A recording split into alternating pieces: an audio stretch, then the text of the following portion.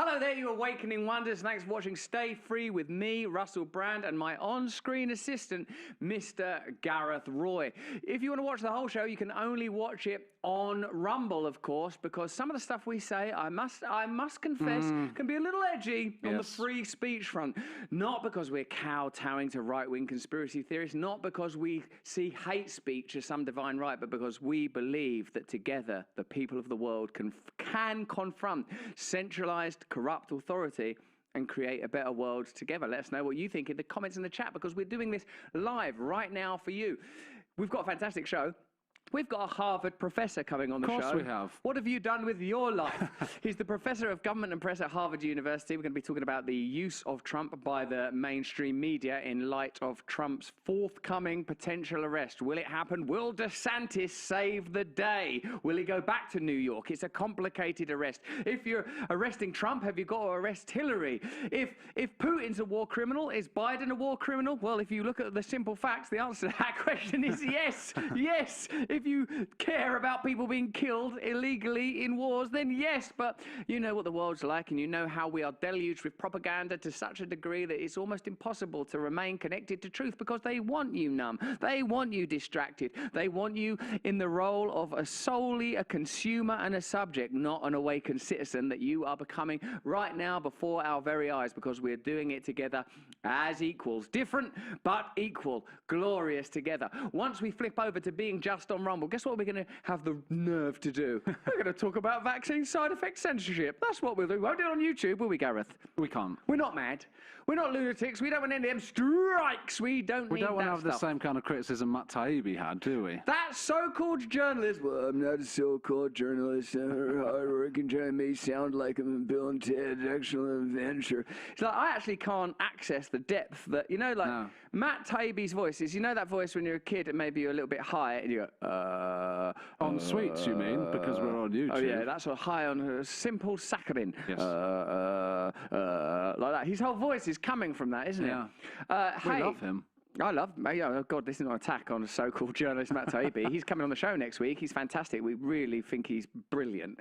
Those conversations with Matt Taibbi, Glenn Greenwald, Barry Weiss, Cornel West, they're conversations that make me think, actually, no, we're right. You know, because sometimes I think, oh no, have we gone mad? Have we actually gone mad? Is the establishment really good? Are they not operating at the behest of corporations? Is the military-industrial complex not benefiting from this war? Did the pharmaceutical industry not benefit from the pandemic? Are they not using crisis to double down on authority? Is it us? Are we the problem for awakening? Was Neo the problem in the Matrix? In their version of reality, Neo's the baddie, isn't it? Of course he is. And Morpheus.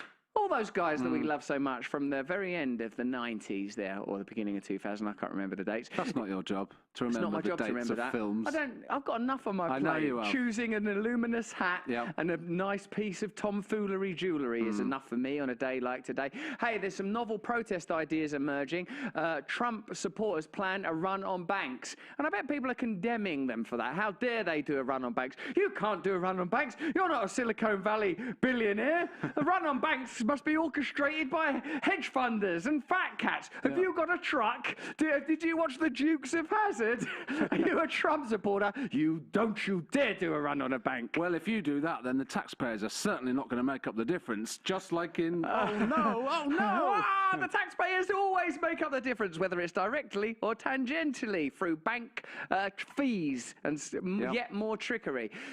What's this about Western governments, CBDCs? Oh, yeah, of course, I suppose that... why you were very keen to talk about this, Gareth, for reasons that I've never fully understood. What is it, mate? Well, no, it's just an interesting thing that's going on at the moment. There's kind of a lot of talk about the cashless society that we're heading towards, and Western governments are increasingly looking at now something that we did a story about going on in China, the digital yuan, that is, they're contemplating becoming expiring. So basically people have to spend money at a certain point. So in this situation, and I'm not going to pretend I really fully understand it, but the European Central Bank is considering using negative interest rates, a tool that erodes the value of money, So basically, if they bring it down by 10%, the value of what you have is worth 10% less, encouraging you to then spend it. So it's the use of interest all our hard rates. work to get cash out of our pockets. I see. So once they can control currency, they can control us yet further. Yeah, and I suppose when we're talking at a time when Trump supporters are saying, let's do a run on the banks, because at this point... won't be able to do a run on the banks. If you're not in charge of your own money, then it'll be more like Canada.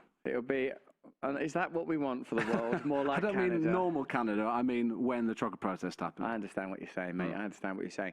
So, actually, none of this stuff is what I want to talk about. I want to have a look at this bit of ABC News where they're talking about Xi and Putin. Or Xi. They've changed the pronunciation of that to Xi now. Well, who knows? Maybe it was always that. Was it always Xi and we just didn't know about that? Potentially that's something we could have been denied access to. And we're going to be talking about the nature of propaganda off the back of this, because this is our old friend off ABC, Sideways Head newscaster. Yeah.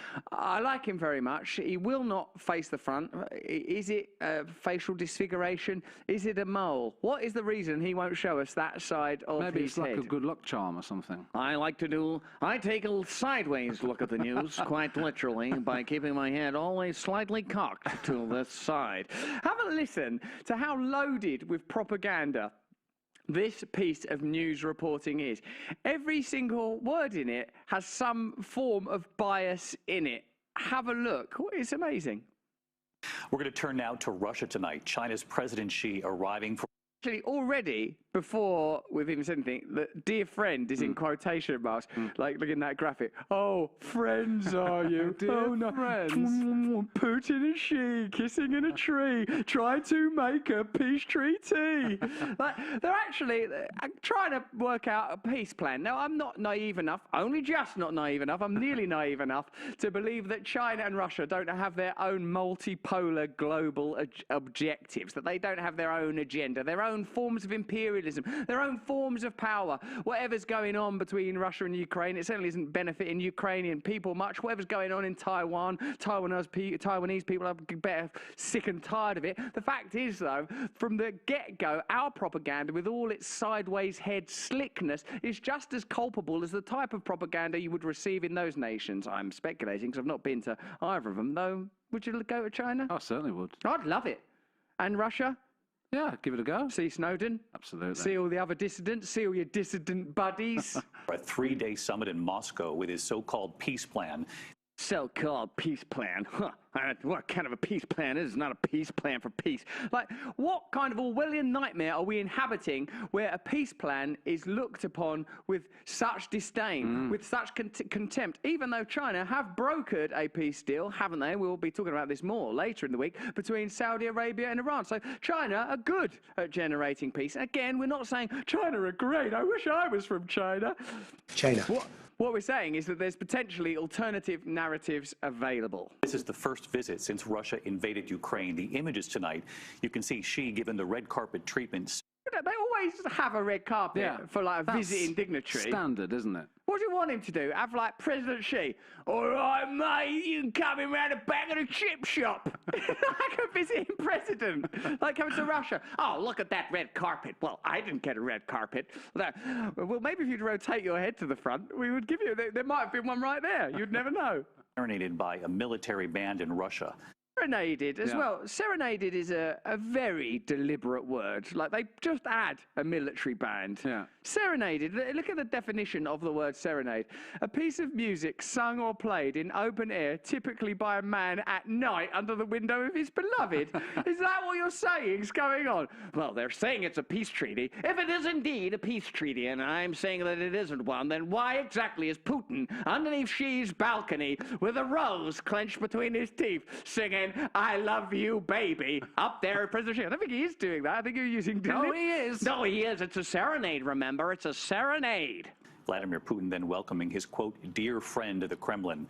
They can and B, I mean, I don't, look, I'm sure that this is a politically expedient relationship in order to confront American hegemony and the obvious unipolar project of globalists, whether that's in the form of unelected bodies like the IMF and WHO, or ongoing American imperialism acting at the behest of corporatism, not on behalf of you, the American people, the very people we need to ally with right now, the very people that we need to participate in awakening alongside, recognizing our own flaws and recognizing that we can create better principles together. Like, there isn't just one form of reality that ought to be imposed. And that's what you notice when you look at the language in this ordinary, banal news reporting, is that there are a set of assumptions that come with it. Like, for example, in a minute, towards the end, they talk about the global balance of power. Even there, the assumption is that power belongs in a certain place. It reminds me of a moment in the life of Gandhi, from the film Gandhi, because I'm not pretending that I was in a university studying Gandhi's life. But there's a bit where the Viceroy of India or whatever goes to Gandhi, yes, but India is British. And Gandhi's like, no, we were here for ages and that. No, but come on, we're making it better. Like, I suppose that's what imperialism and colonialism of this nature require. Or indeed authoritarianism. Let me know in the chat if you agree that they actually assume that they're doing what's best. This is right. Shut up. Do as you're told. And they do it when the way they talk to us. They do it with international diplomacy, foreign invasions, all of it. It's just shut up. We know what's right. And I actually am starting to think they don't know what's right. Yeah, the news should be facts, shouldn't it, basically? You do have to take kind of opinion out of it. And although it doesn't look on the surface like this is opinion, there are subtle elements of this which is guiding you in a certain direction. You're quite right. It's loaded with opinion, poised and positioned as fact. I'm offering this challenge to you, ABC man. Tomorrow night, I want you to do the news like this, right? Just as a challenge, use the other side of your head, and everything you say, think, hold on a minute, that might not be true. Just consider it. Isn't it? Yeah, momentarily. Just for a moment. Just give it a go. The two meeting for more than 4 hours. And of course, the question remains tonight, will China... 4 hours, if you're talking about a world peace deal, it's like, is the implication that it should have took that long? Yeah. They were talking about it's not like a bagatelle to discuss solving a geopolitical conflict that involves resources, NATO impingement, Russian imperialism, the complexity of Ukrainian politics and some of its influences, shall we call it. You know, there's a lot to talk about. What are they meant to do it in like 25 seconds? To help Russia in this war in Ukraine. The White House tonight pressed.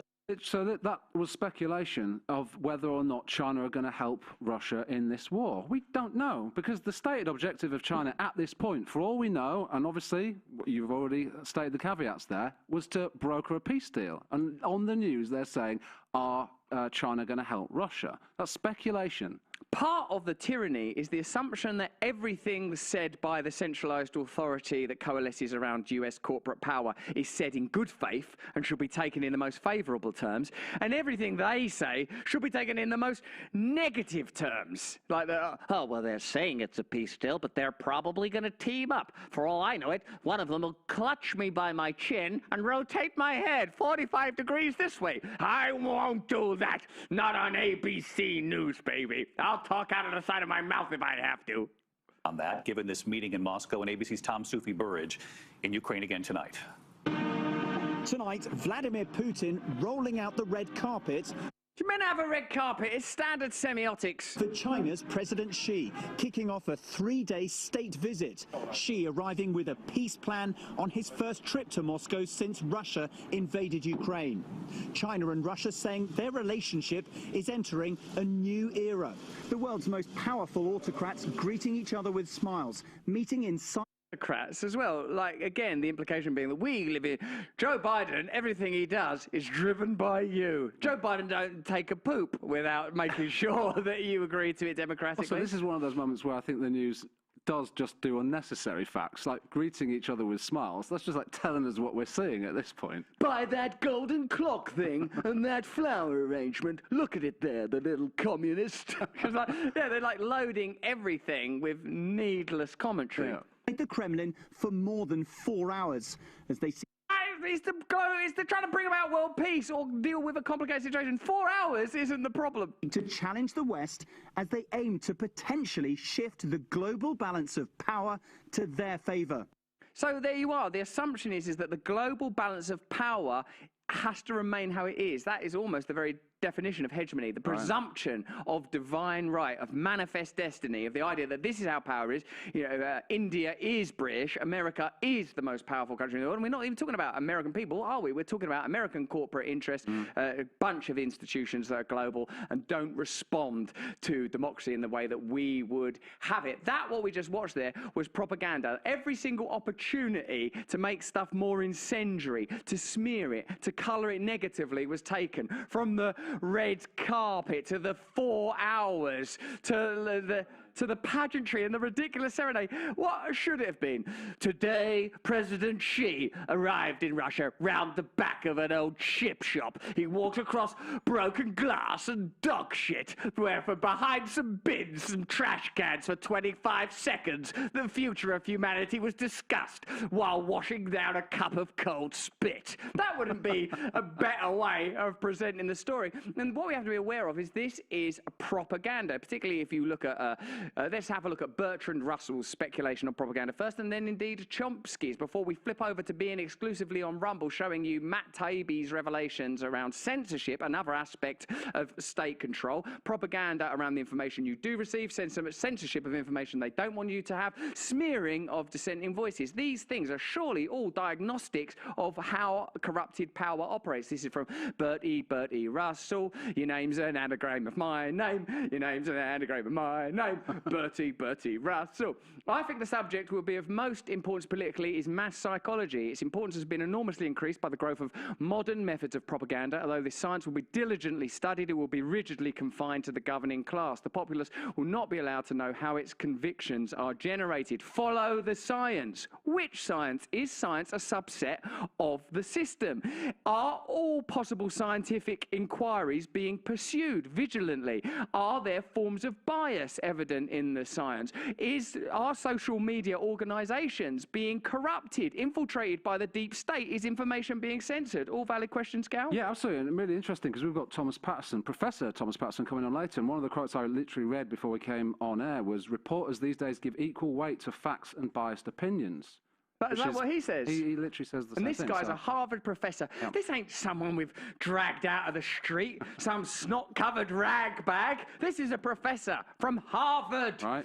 This is from Chomsky. There are growing domestic and social and economic problems. In fact, maybe catastrophes. Note that we are living in a time of perpetual crisis. We lurch from one to another, and perhaps that's been happening since 9/11. Let me know in the chat and the comments if you think we live in this state of perpetual anxiety and fear and crisis, and these crises are used to generate regulations and opportunities for profit that they wouldn't otherwise get. You know what I mean by they, institutions, whether they're state or corporate.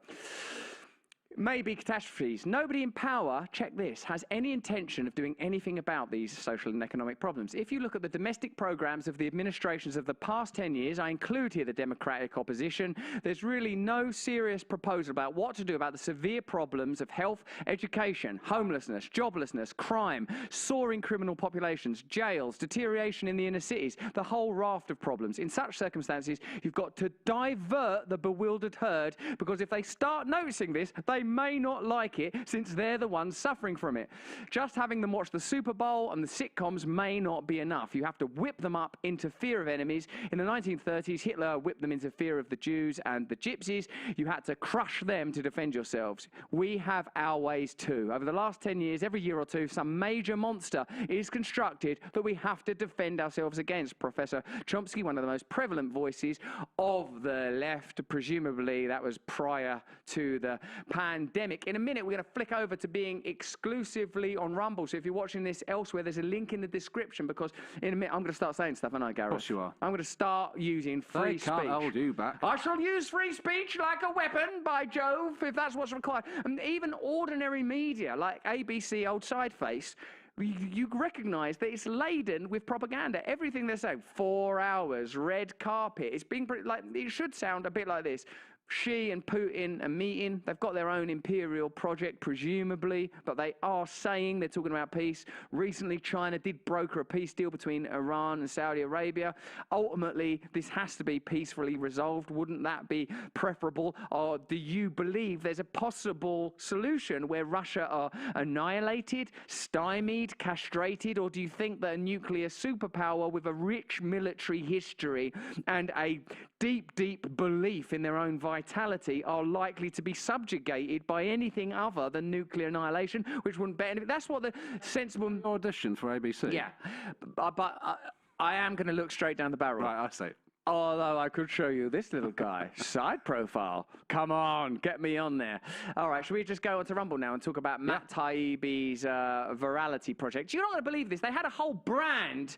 They had a whole brand with its own little logo and probably a little company slogan and song and maybe a mascot around controlling and preventing us from accessing truthful information. They admit, this is part of the Twitter files, they kept truthful information back. So not misinformation, disinformation, malinformation, although malinformation is true information that we don't like, isn't it? Lacking context. Hold on a minute, that context makes it look like we're manipulating you. We're going to click over to Rumble now. Join us there. So look at this. This is Matt Taibbi.